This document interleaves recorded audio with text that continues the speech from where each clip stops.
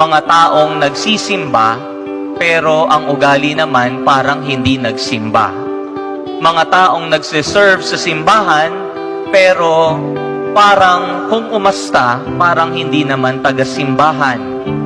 Mga taong nagdadasal, pero parang walang epekto naman ang dasal sa kanila. And this speaks of prioritizing what is external rather than the internal. Aanhin mo ang magmukhang banal ka sa iba, subalit hindi naman pala ito totoo sa iyong buhay. Being religious but not spiritual. Nakikita ka ng iba, subalit para bagang walang personal connection sa Panginoon, parang walang pagbabago ng buhay.